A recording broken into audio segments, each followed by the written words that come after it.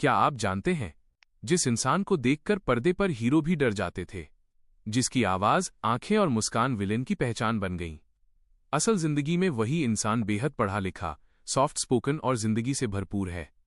हम बात कर रहे हैं बॉलीवुड के बैडमैन माइनस गुलशन ग्रोवर की। गुलशन ग्रोवर का जन्म 21 सितंबर 1955 नई दिल्ली में हुआ, एक मिडिल क्लास पंजाबी परिवार में। बचपन से ही उनका झुकाव पढ़ाई और एक्टिंग दोनों की तरफ था। स्कूल में ड्रामा, स्टेज शो और मिमिक्री में वो सबसे आगे रहते थे, पर एक्टिंग को करियर बनाना उस दौर में आसान नहीं था। गुलशन ग्रोवर ने दिल्ली यूनिवर्सिटी से पढ़ाई की। इसके बाद उन्होंने ठान लिया कि एक्टिंग को प्रोफेशन बनाना है। यहीं से उन्होंने FTII पुणे का रुख किया, जहां से कई दिग्गज कलाकार निकले। FTII में उनकी एक्टिंग, आवाज और बॉडी लैंग्वेज ने सबका ध्यान खींचा। मुंबई आकर संघर्ष का असली दौर शुरू हुआ।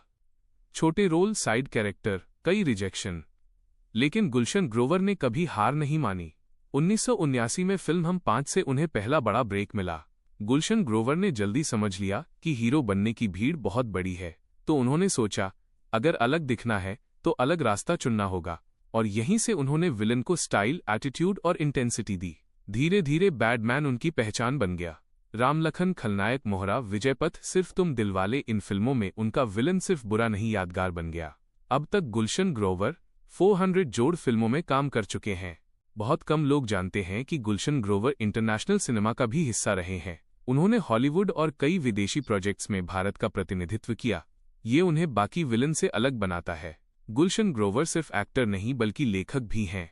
उनकी किताब बैडमैन उनके जीवन, संघर्ष और सोच को दर्शाती है। असल जिंदगी में वो बेहद शांत, दार्शनिक और मोटिवेशनल इंसान हैं। पर्दे पर सबसे खतरनाक विलेन और असल जिंदगी में सबसे सुलझा हुआ इंसान। यही वजह है कि इंडस्ट्री में हर कोई उनका सम्मान करता है। गुलशन ग्रोवर की कहानी हमें सिखाती है कि अगर आप अलग सोचते हैं तो अलग पहचाने जाते हैं। वो सिर्फ विलेन नहीं, वो एक युग है। कमेंट में लिखो बैडमैन और बोलो, जय हो गुलशन ग्रोवर।